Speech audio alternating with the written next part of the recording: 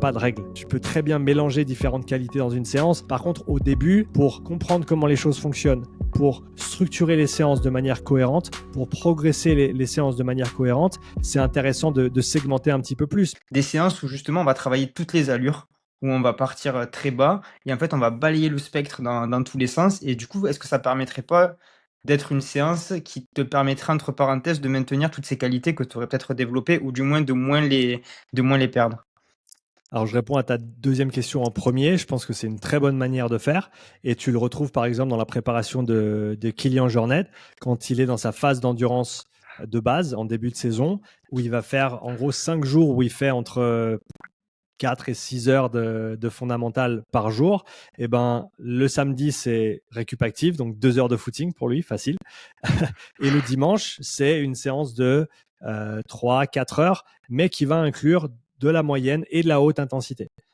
Parce que comme ça, chaque semaine, il touche quand même son travail de seuil qui va être indispensable pour ses allures de trail et ses allures spécifiques de course. Et il va toucher un petit peu la haute intensité aussi pour, encore une fois, comme tu l'as dit, maintenir cette qualité. Donc, sur une phase comme ça, ben, lui, il le fait de cette manière-là. En cyclisme, on sait par exemple que si tu vas faire 1 mois, 2 mois ou 3 mois d'endurance fondamentale sans vraiment toucher d'autres intensités, c'est intéressant de garder des sprints, même s'ils sont très courts, et intensité maximale, même une fois par semaine. Tu fais 3 ou 4 sprints dans ta séance, même si c'est dans une séance d'endurance fondamentale. Et ben, lorsque tu repasses sur des intensités plus soutenues sur la phase suivante, il semblerait que tu aies de meilleures performances parce qu'encore une fois, on a maintenu cette sollicitation sur l'aspect neuromusculaire, hein, les fibres rapides, les grandes unités motrices qu'on va aller recruter avec ces intensités-là. Donc, tu peux le faire vraiment de plusieurs manières. Et pour revenir à ce que tu as dit, comment est-ce que tu les quantifies? Ben, moi, je regarderais simplement ce que tu as fait dans la phase précédente.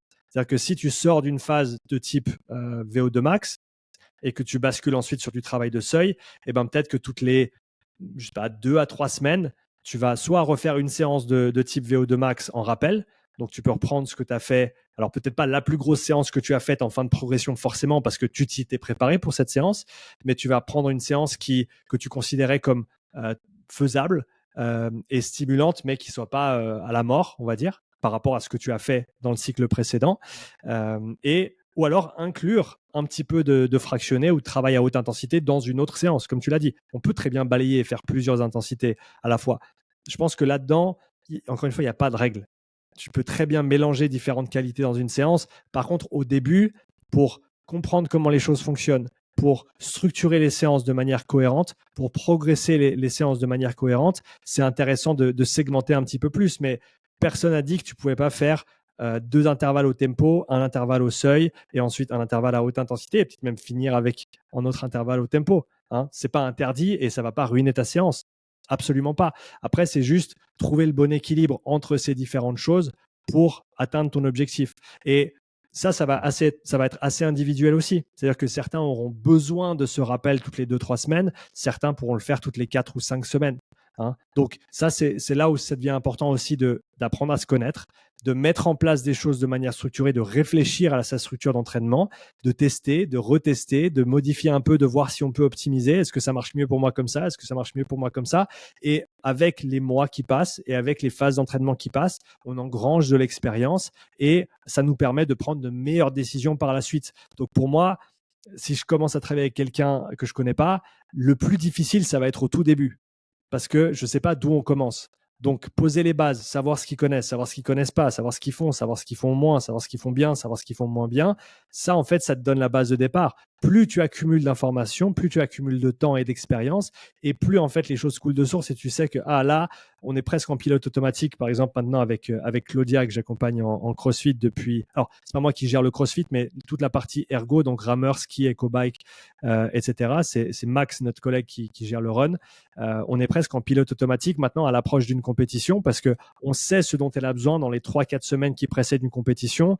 Elle a besoin de faire des séances de haute intensité avec différents ergos ensemble sur des formats qu'on retrouve en compétition, donc typiquement 50 cales, 40 cales, 30 cales, 20 cales, et trouver ses paces par rapport à ce qu'elle va faire en compétition, trouver les bonnes manières de transitionner entre les modalités. Mais en gros, maintenant qu'on le fait depuis 4 ans, on a énormément d'expérience, on sait ce qui marche bien pour elle et ça devient beaucoup plus facile, entre guillemets. Alors après, forcément, des fois, il faut se réinventer, des fois, il faut tester quelque chose de nouveau.